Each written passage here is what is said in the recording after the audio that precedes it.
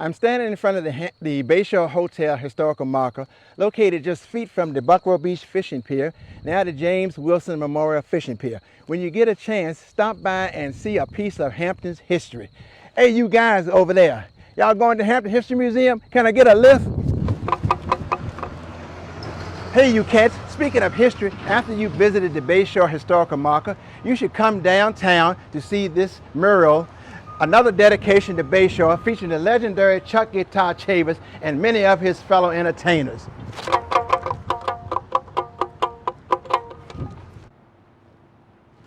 Hello there.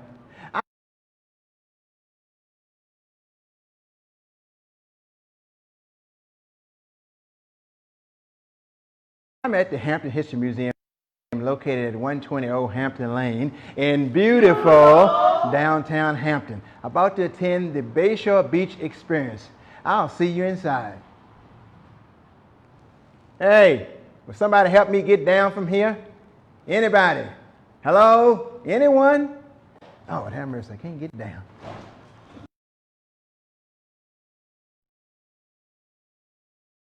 Is a dream. If we do not go to sleep at night, we never awaken to see the light. Life is forever, death is a dream. If we did not go to sleep at night, we'd never awaken to see the light and the joy of watching a new day break or meeting the dawn by some quiet lake would never be ours unless we slept, a vigil through this little death that's over with the morning's breath, and death is too a time of sleeping, for those who die are in God's keeping. And there is a sunrise for each soul, for life, not death, is God's promised goal. So trust God's promise and doubt him never, for only through death can man live forever. Jerry Sanford, graduate of East Carolina College, served in the Navy for 4 years and was a member of the U.S.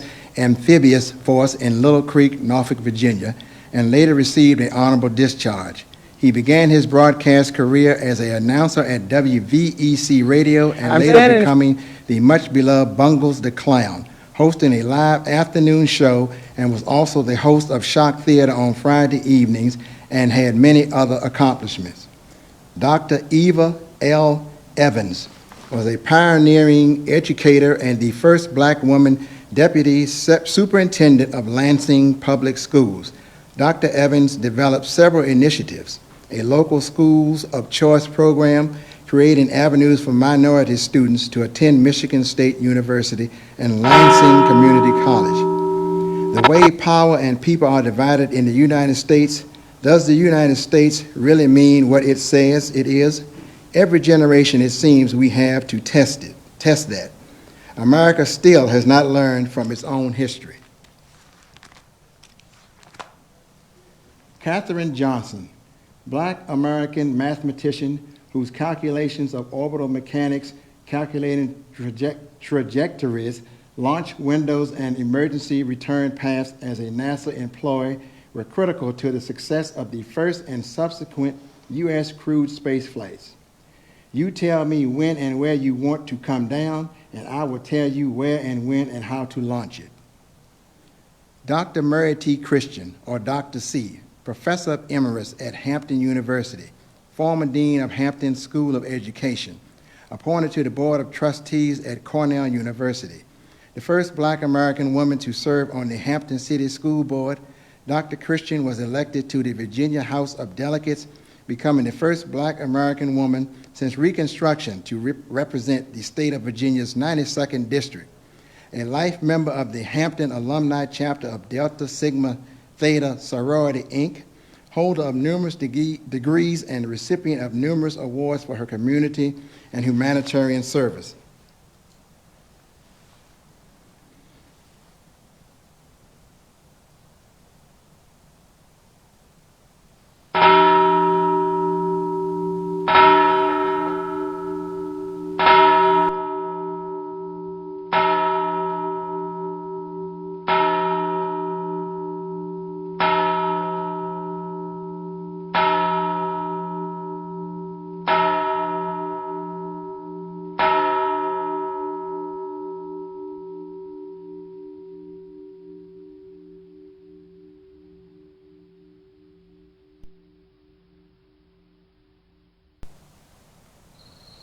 I'm standing in front of the Bayshore Hotel.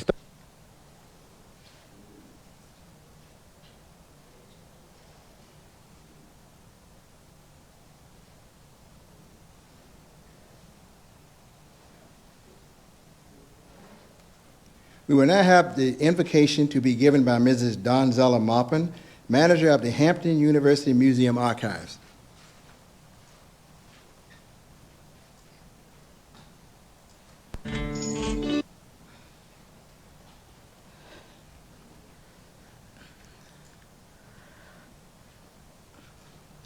Father God, in the name of Jesus, God, we just come to you today, God. We just thank you, God, first for who you are in our lives, God. And God, we just welcome you in this venue. We welcome you at this event. We welcome you with open arms, with our heart, God. And God, we just thank you, God, for Mr. Robinson and how he and his soulmate just stayed the course, God. This thing been going on for a while, God.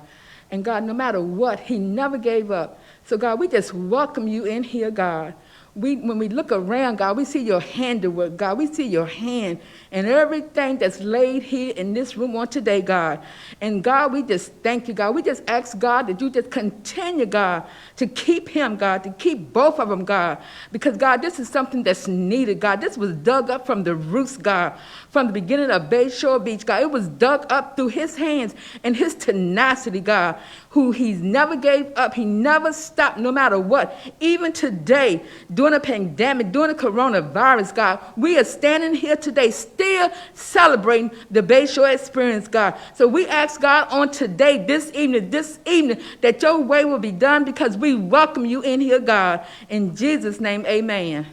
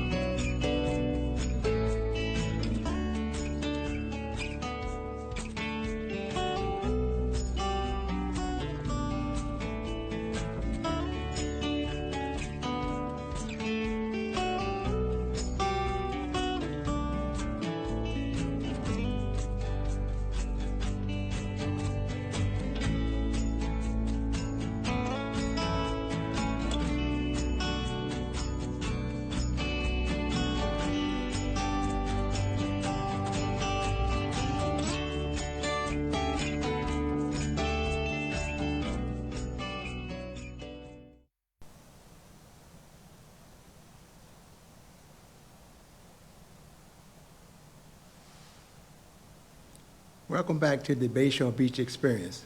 Just want to let you know that during the night you might experience some hiccups in this program. So we have new additions, so is the museum, so we want you to bear with us.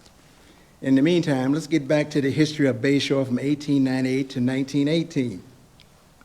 It's 1898. The U.S. declares war on Spain. Fisk University opens. Tennessee is the first of the former Confederate states to be readmitted into the Union. And at Old Point Comfort in Hampton, Virginia, the Bayshore Hotel, originally slated to be a beachfront property that would function as a place for Hampton Normal and Agricultural Institute students to exercise, for athletics and convalescing, would also serve as a place of rest for out-of-town dignitaries and visiting guests of Hampton Normal and Agricultural Institute, and would also host social events. This was the plan originally conceived by F.D. Banks, a prominent Hampton businessman and graduate of Hampton Normal and Agricultural Institute in 1879. Mr. Banks was also the head bookkeeper in 1877. Banks was the organizer of the Hampton Supply Company and the Seaside Land Company and was one of the founding fathers of the People's Building and Loan.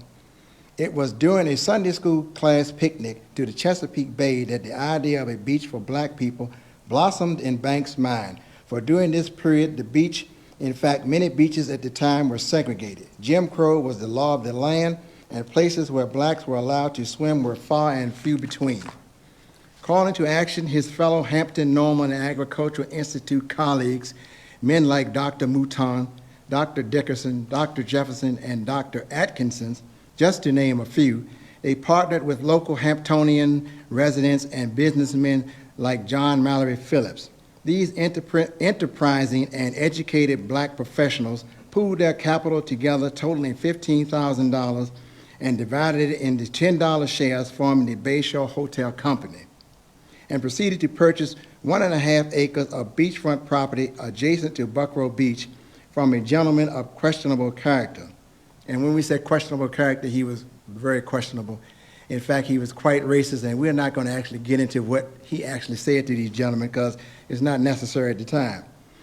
They contracted to have a 4-room cottage constructed and added a concession stand, but by 1900, the owners realized that the beach, along with the cottage, would be better utilized by renting it out to civic and church groups, professional organizations, and hosting excursion parties. So in 1901, the resort underwent major improvements. A large pavilion was being erected, and a neat hotel with comfortable rooms and spacious parlors and private dining room was also being built. In 1903, you have The Souls of Black Folks by W.E.B. Du Bois was published, and the first World Series game was played. In 1905, the decision was made to add 15 more rooms to the present hotel, and in 1906, the Bayshore Hotel Company elected F.D. Banks as its president, J.L. Fountain vice president, and W.T. Anderson secretary. In 1908, the first New Year's Eve ball was dropped in Times Square, and the Alpha Kappa Alpha sorority, the first Greek letter organization by and for black college women, was established. In 1912, the Wilson Club, a conference of the leading Virginia Negroes, was held at Bayshore's Pavilion. Their purpose, to consider the question as to whether the Negroes of Virginia shall throw their influence to Roosevelt, Taft, or Wilson. The answer is simple. In 1913, Woodrow Wilson is sworn in as the 28th president, and women received the right to vote in Norway, not the United States, and in Death Valley, Florida, Death Valley, California. I told you there'd be a few hiccups in this program. It was 134 degrees. And the Tri-State Negro Dental Society holds its annual 3-day meeting at the Bayshore Hotel. It is here at the Bayshore Hotel that the Tri-State Negro Dental Society was founded and organized by 9 members from the District of Columbia, Maryland, and Virginia, electing Dr. Ferguson as their first president. In 1915, a merry-go-round was added to the Bayshore Resort, and by 1917, the U.S. entered World War I. 1918, Prohibition is ratified. Tarzan of the Apes, a silent version, appears on movie screens for the first time, and the Tri-State Dental Society reorganizes into the Interstate Dental Association. And the first case of the Spanish flu a worldwide pandemic kills an estimated 100 million people. Finally, the Bayshore Hotel manager, J.H. Robinson, a former 1906 Board of Directors member, dies. These are but a few of the highlights from the years 1898 to 1918. And now, my fellow Bayshoreans, a video tribute to my mother, Mrs. Virginia Lee Robinson, who brought me to the vacation paradise of the South for many summers during the 1960s, and in later years would share her memories of Bayshore with me and Judy. As you can see, I have never forgotten, and I am eternally grateful.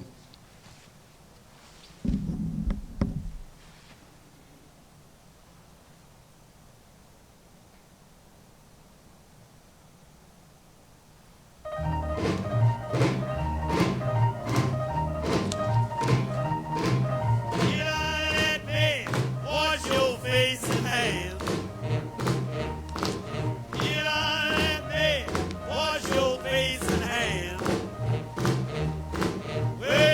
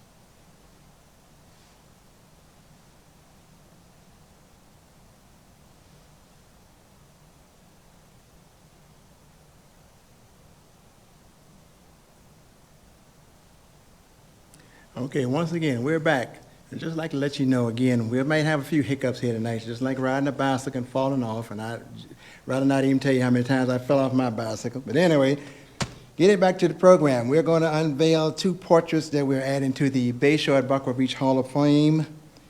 First portrait will be of Susie King, one of the original owners of Kellum's Motel, along with her sister, Nanny Miles Kellum. Our next portrait will be of Dr. Murray T. Christian. And these portraits will reside in the Bayshore at Buckrow Beach Hall of Fame. There is no brick building, there is no concrete. The Bayshore Beach Buckrow Hall of Fame resides in your heart. So when we are in town again, you can be more than happy to come by and see them. Okay, now we're going to have a giveaway here because we like giving people things. We're going to have the first of our Bay Care bags. Now, what's a Bay Care bag? A Bay Care bag is a bag we put together for folks who've been sitting in the house, who had nothing to do. It's kind of just to ease that tension of sitting in the house and not being able to go anywhere. So, Rocky, let me pull a rabbit off my head. We're going to pick a name here and see who we got here. The name is Frances Watson. So, Miss Watson, you have 1 week to come pick up your bag. It'll be at the museum desk, so you can pick it up in 1 week. Now it's time for the Bayshore at Buckrow Beach Hall of Fame inductions for the class of 2020. Our first inductee, Michael Cobb, former curator of the Hampton History Museum and the first host of the inaugural Bayshore at Buckrow Beach event held back in 2015.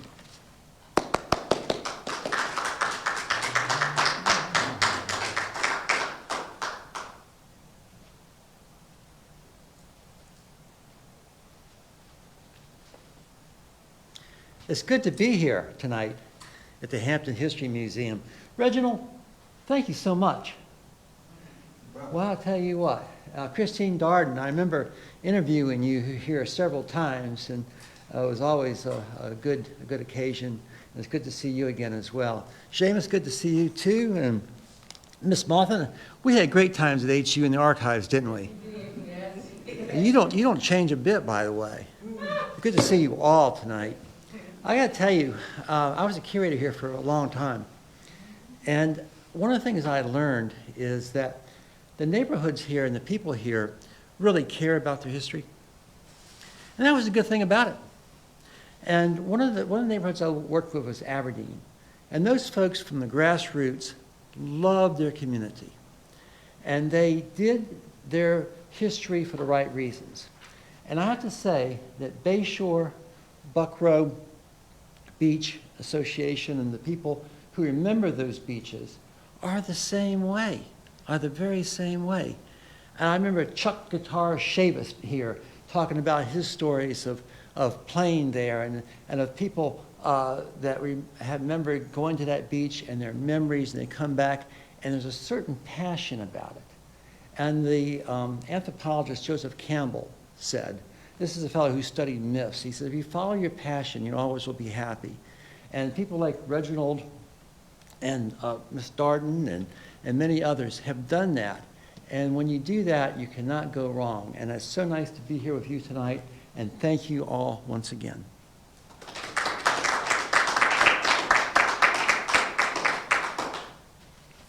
Up next, we have a man who's worked very hard for us, very hard for us, Seamus McGran, former marketing director at the Peninsula Fine Arts Center, and is now the promotions director of the Hampton History Museum. Studied at James Madison University and graduate of Lafayette High School, class of 1984. Mr. Seamus McGran.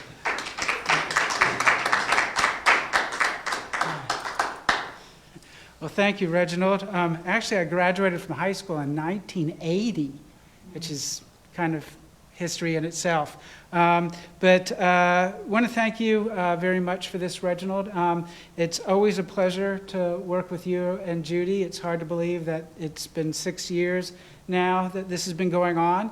The first year that we've been able to bring it to you live on the web, and this video will live on our website, our YouTube channel, and as well as our Facebook page. So if you came in late, you can see it and some of our glitches again, but it'll now be a part of history. Hopefully next year we'll be able to do this live. I know that's always a lot of fun and something that we all look forward to, and would love to have you all back in the Great Hall again.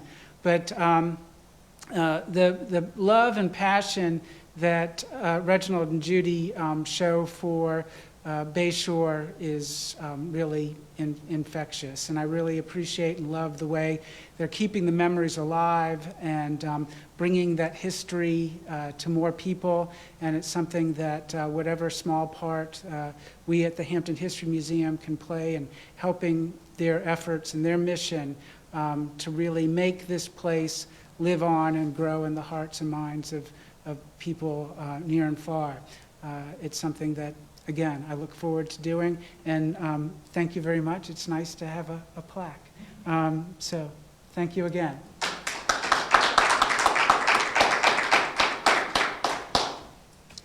Yeah, I told you there'd be some hiccups. 1980, I'd have sworn it was 1984. Anyway, I never worked so hard in my life. Seamus has kept us running for the last couple of weeks. I was like, oh, please, don't tell me anything else I need to do, please. But anyway, I'm glad we did it. Next up is Ray Jarvis, longtime resident of Hampton, Virginia.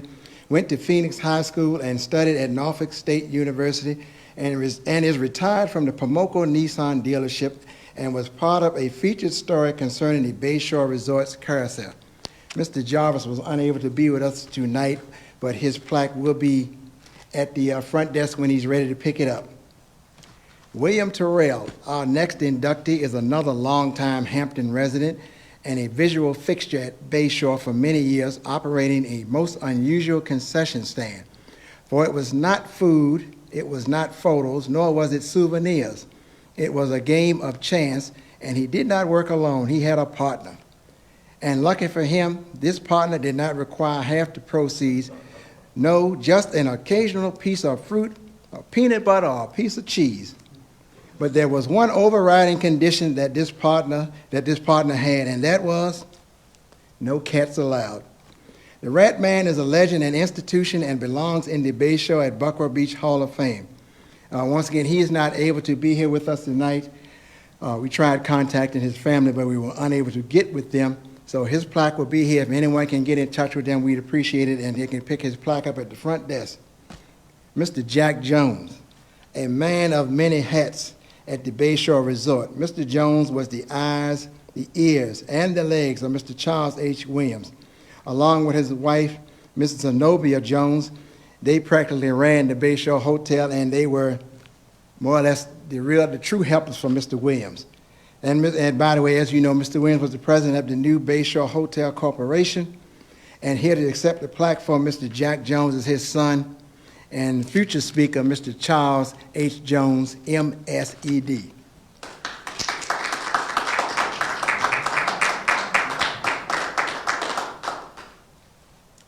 Thank you very much. On behalf of my father, who is deceased, he would be very proud of this moment to receive this plaque. He most certainly was the eyes, ears, legs, and mouth to Mr. Williams of everything that was happening at Bayshore during the time in which he was there. Thank you very much.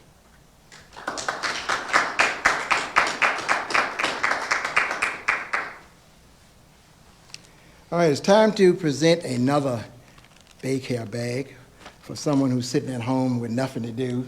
Not that we're trying to be smart or anything, but we know nobody has nothing to do. So, Rocky, I'm going to reach into my hat again and pull out another name.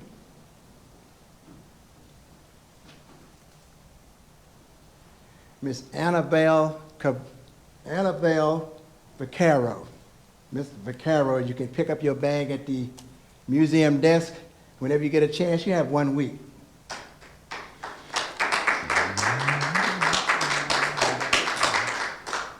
It is now time for the presentation of the Charles H. Williams Award of Leadership.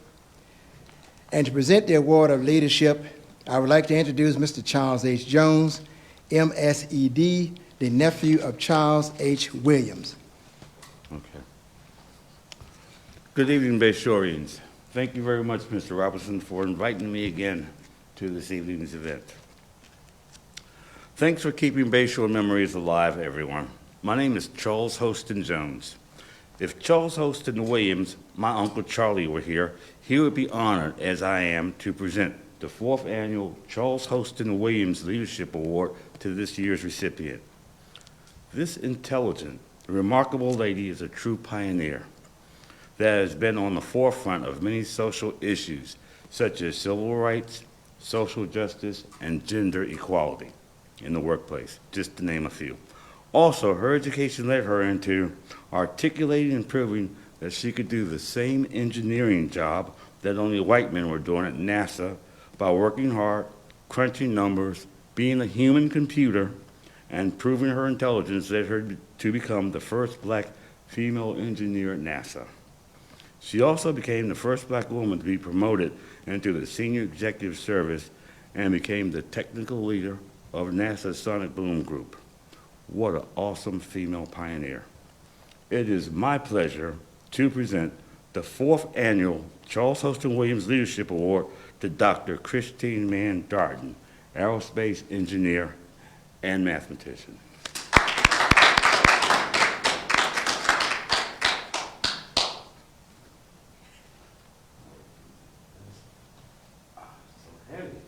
Dr. Darden, this is for you. Okay. Before, yes, ma'am. Would you like to say? You want to say something else? Yes, ma'am. I'd like to tell people a little bit about your life and how Go ahead. Dr. Darden. Okay.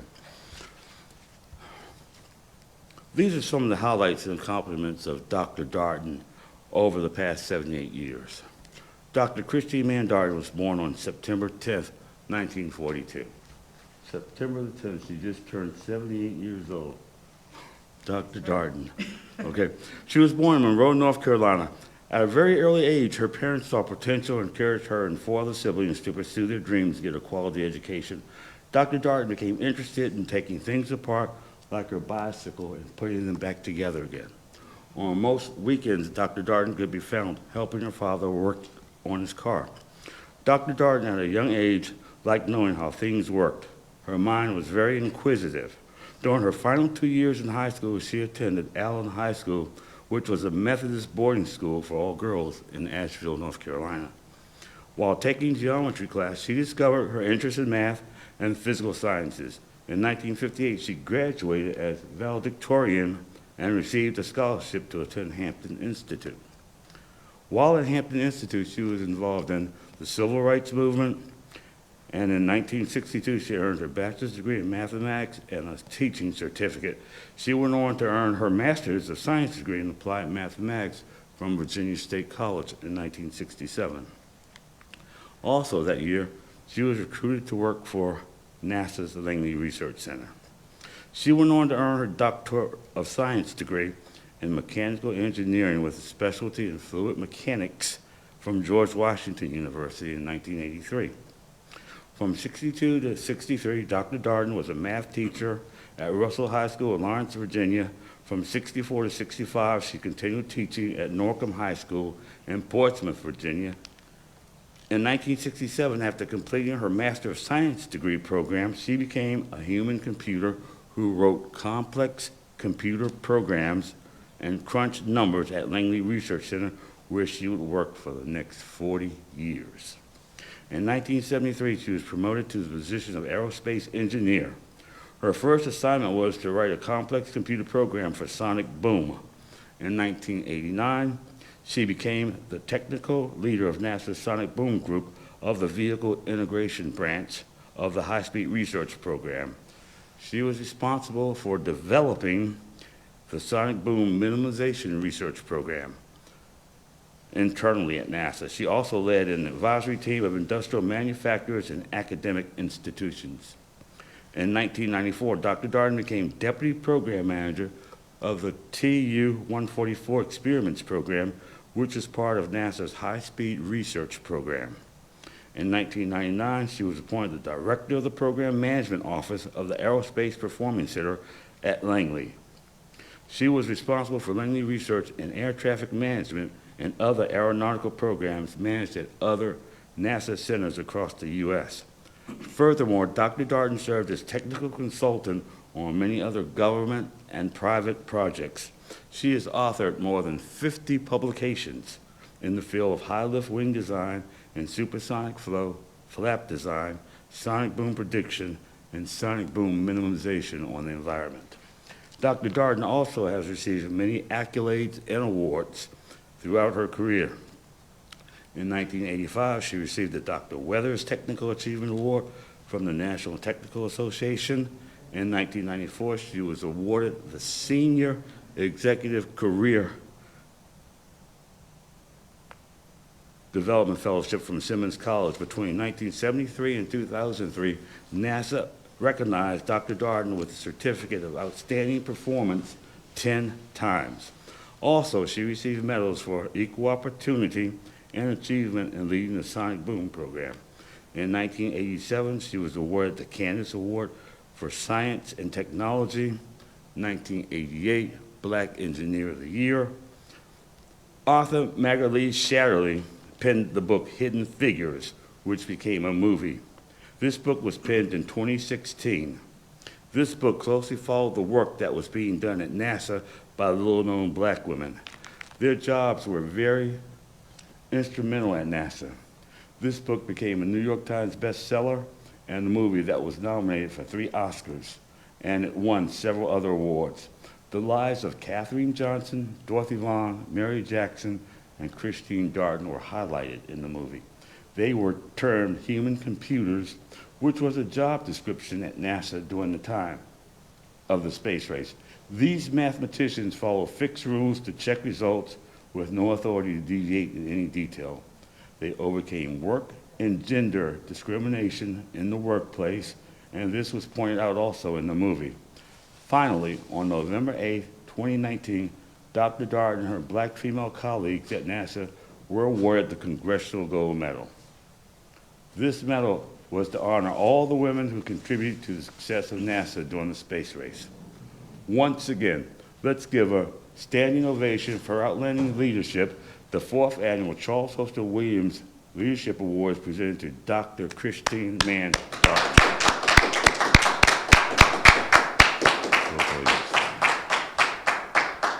Thank you very much. You really must have had my resume to read all of that. This is quite an honor. I have learned a lot tonight hearing about Bayshore and the Bayshore Hotel.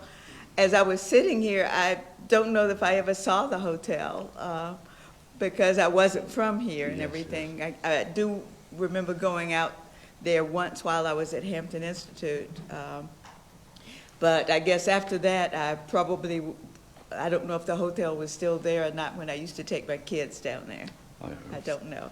But this is quite an honor, and I am pleased with all the work that Mr. Richardson has done in gathering all of this information.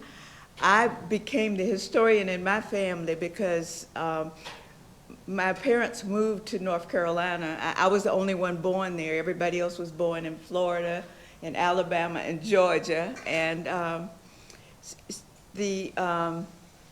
by the time I was 8 years old, they had all left home. So when Mother and Dad started visiting their home and visiting relatives in those places, I was the only one still at home. And so I was able to know some of our relatives that my older sisters and brothers didn't know. And it really interested me. And I think trying to do the genealogy of the family made me appreciate the history that I've actually been able to pick up and keep saying I'm going to write a book about. But this is quite an honor, and I thank you for all of your work, and keeping stories alive, I think, is very important. And I strive to do some of that when we have our family reunions, and I remind them of some of the history going on in the family. Thank you again.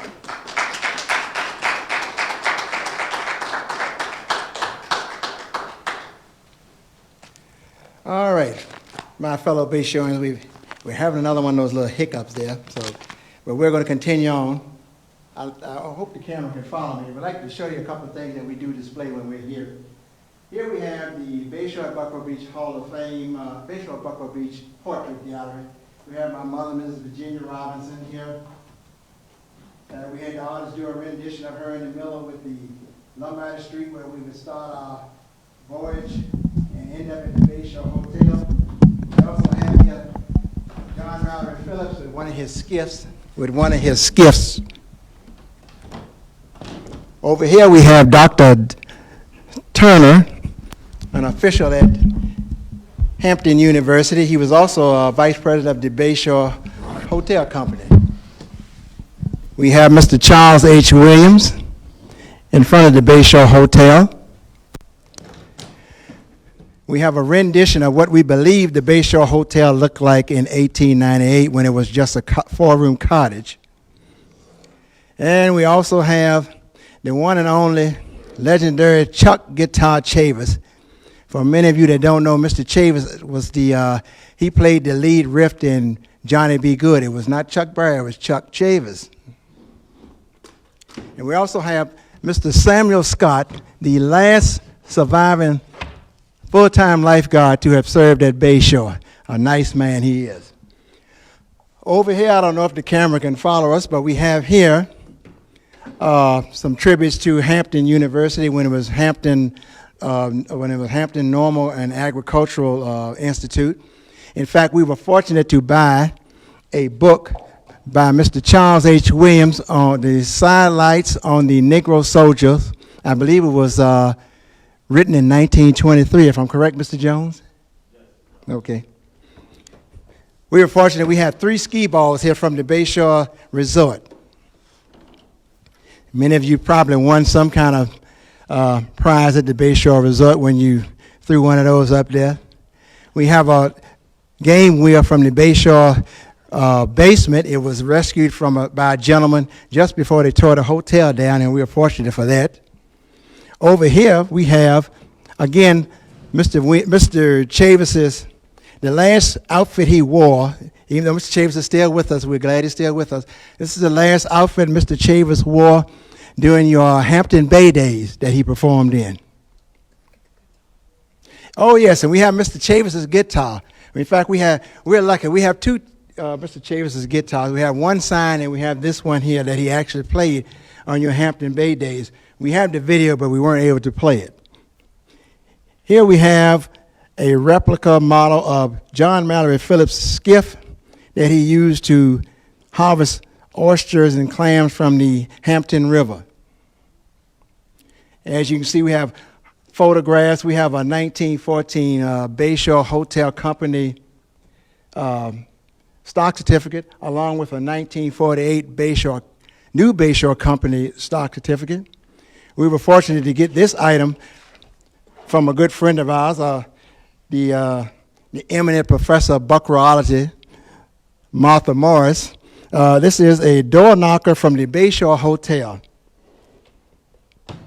And for all the ladies, I said ladies because I know men never wore these, but for all the ladies, we have some, I don't even know what you call these kind of shoes here, but we have a pair of shoes here that were given to us that actually danced at the Dance Pavilion way back in the 1940s, and we're glad to have those.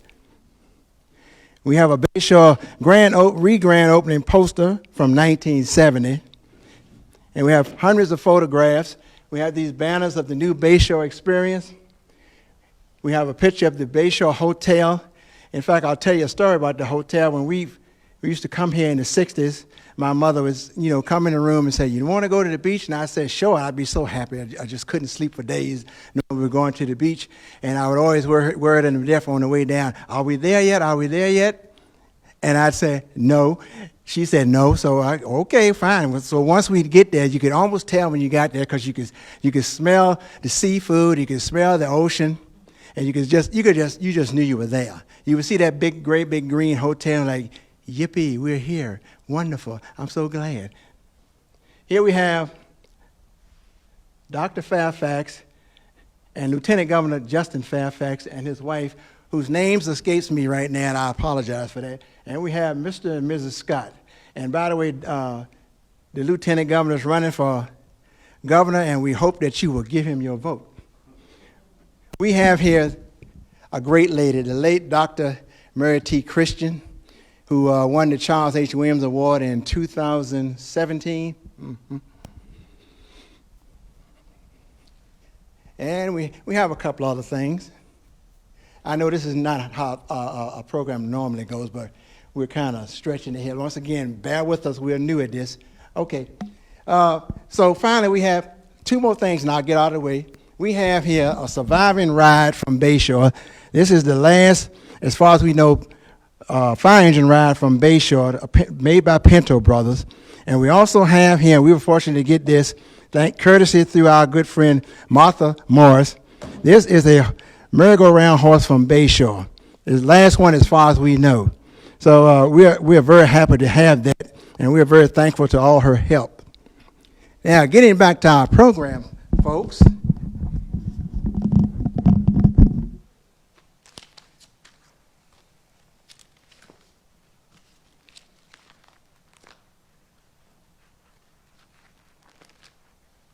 Our special guest speaker tonight is Dr. Colita N. Fairfax. In 2019, Dr. Fairfax celebrated 20 years at Norfolk State University and specializes in the African American experience. She is a writer of the historiography of Hampton, Virginia, and several articles, books, chapters, and book reviews, and also serves as the vice chairman of the State Board of Historic Resources. And yes, Dr. Fairfax is a former Richmonder. So without further ado, our special guest speaker, Dr. Colita Fairfax.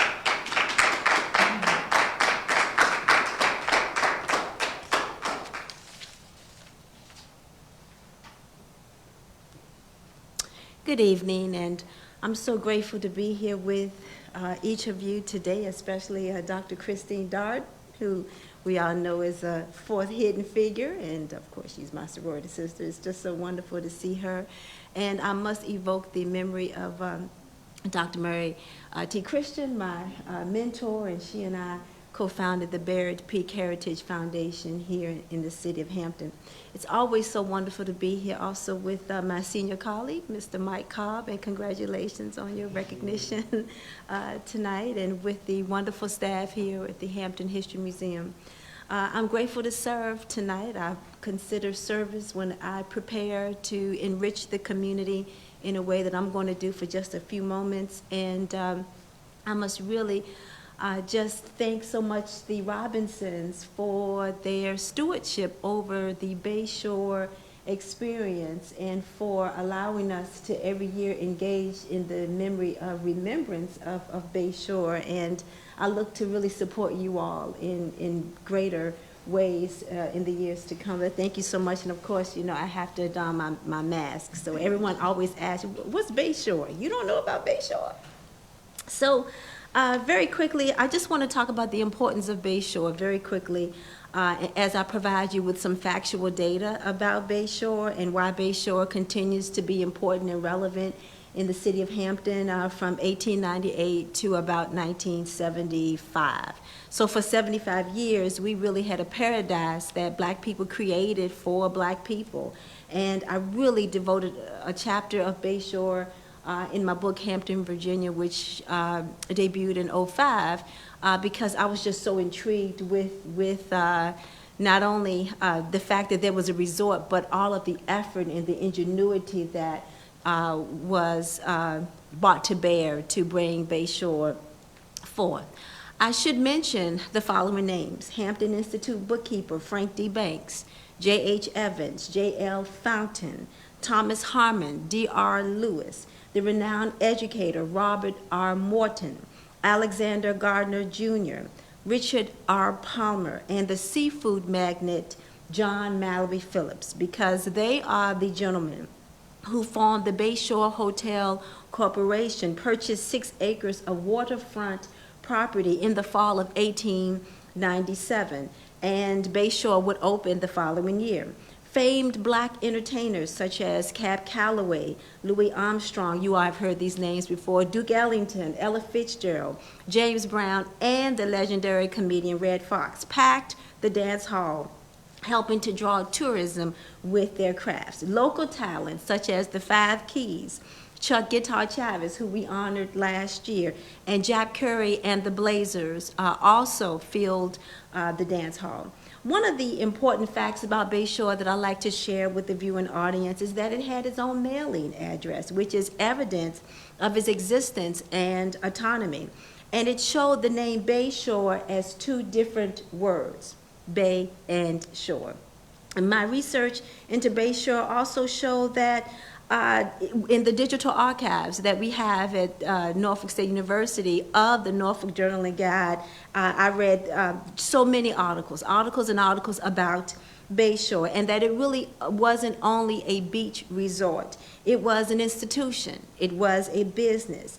So not only with its own mailing address, yes, it offered a beach, but it also offered a hotel with 60 rooms, an amusement park, as we just heard Mr. Robinson indicate, a Dixie Flyer roller coaster, the merry-go-round, the bumper cars, a shooting gallery, bingo parlors, and a Ferris wheel, which created wonderful attractions for the African-American community. In the hotel, there was a hall that was used by organizations for meetings, conferences, parties, dining, banquets, dances. There was also a picnic island, and there was the Miss Bayshore pageant, which we don't talk a great deal about. So Miss Bayshore contest commenced in about 1955. I have an article that shows Mr. Charlie Wilson discussing the creation of the Miss Bayshore contest. And this was really something really unique because in this time frame, you know, there were no beauty pageants, including black women. And so this was a unique beauty pageant for the African American community. Bayshore also hosted baptisms. We don't talk about that a great deal, but there were the country band churches here in the city of Hampton would often go to Bayshore to conduct their baptisms there, revivals, and other celebrations. Another important fact about Bayshore is that it attracted patrons from around the Commonwealth of Virginia. We, of course, tend to only think about Bayshore as a local resort, but Bayshore was a nationally renowned resort. I read articles that chronicle guests from Winston-Salem and Raleigh, North Carolina, D.C., Pittsburgh and Philadelphia, Plainfield and Newark, New Jersey, New York City, Bluefield, Huntington, West Virginia, Louisville, Kentucky, and Atlanta, Georgia. So the fact that these people will come from those places where certainly there were resorts to come to Bayshore shows how much Bayshore was a national attraction, was a part of the national public memory of the African American community. And I am making a case that it was a place where black folk could just be themselves, could be human, and could find a way to escape and retreat from the horrors of Jim Crow segregation. Another really important fact about Bayshore is that after the 1933 storm that destroyed the Bayshore Hotel and Pavilion, the Public Works Administration of the New Deal Plan of President Franklin Delano Roosevelt provided $15,000 to rebuild Bayshore. This action alone tells us that Bayshore was recognized by the federal government as an important and major institution, and it would reopen in 1935. Yet in 1945, a defective flue caused the hotel to catch on fire. Another fire would occur in 1954, destroying the pavilion, the grill, the photography shop, public restrooms, the bathhouse, and a small concession. And so with these setbacks, though, we still find the strong, formidable will of organizers, the new organizers of Bayshore, namely Mr. Charlie Williams. And Mr. Charlie Williams, for decades, would really be the motivating spirit behind keeping and maintaining Bayshore alive. And last year, I was just so grateful to receive the Community Award named after Mr. Charlie Williams. When those areas were rebuilt, the community continued to flock to the resort. Lastly, I really want to share, and I don't want this to be lost upon the viewing audience, is that Bayshore faced, unfortunately, some racial assaults. Upon Labor Day 1956, a cross was burned in front of the Bayshore Hotel by some persons, and in 1960, the police raided the resort, arrested 7 people for state liquor violations, for adultery and fornication, as if black folk were the only people doing that. So those are just 2 examples of systemic racism and hatred spewed toward the Bayshore property. I believe that this is so important that we maintain Bayshore in our public memory, that we tell our children about Bayshore, the richness about Bayshore, and I commend the Robinsons again for doing this. You really should have a budget from the city of Hampton, because this is just an extremely powerful moment. It's a powerful event that we should, as a city, support. We need to expand this effort and financially support the Robinsons in doing this and in providing us a yearly ritual of remembrance about Bayshore. Bayshore exemplified the creative genius of our community, absolutely showed the strong black male leadership of its time, creating a space where, again, black people could be who they were and could enjoy themselves. More importantly, it was a space where our organizations, churches, and groups, our young people, were able to continue such important, wonderful cultural traditions and rituals so vital to maintaining our humanity and our sense of being. The motto of Bayshore tells us that what people were able to do back then are some of the memories that we should always capture, and we should thank God for the motto of Bayshore. And I thank you for this opportunity to share. Thank you.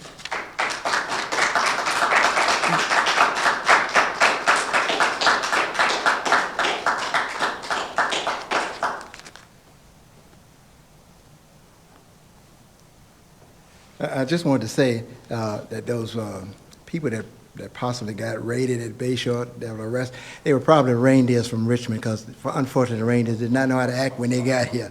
But anyway, we hope you will join, we hope that you will join us again on September the 18th, 2020, right here at the Hampton History Museum, located at 120 Old Hampton Lane in beautiful downtown Hampton, as we present the 7th annual Bayshore at Buckrow Beach event, the Bayshore Experience A to Z, 1919 to 1935, as we will celebrate the 135th birthday of the phenomenal Charles H. Williams. With cake and ice cream and something new, contestants will be randomly picked throughout the evening to play the Bayshore Beach Scramble Board. If you're all familiar with Soul Train, you know about this scramble board we're going to have for you next year. Along with the Bayshore Beach Hall of Fame and the Charles H. Williams Award of Leadership, our special guest speaker will be Mr. Charles H. Jones, MSED, and maybe, just maybe, if you were here last year, those visitors, those vacationing visitors who were loud and obnoxious, they might return also. Finally, we have one more giveaway to give away. This bag is totally different from the other bags we've given away. It is a vacation bag full of stuff you would use on your vacation. What's in there, we can't tell you because it'll take all night and we don't have all night. So, we're going to pick a name here. Rocky, I'm going to pick a rabbit out of this hat. We're going to give it to Craig and Carithia Williams. Mr. and Ms. Williams, you have 1 week to pick up your vacation bag.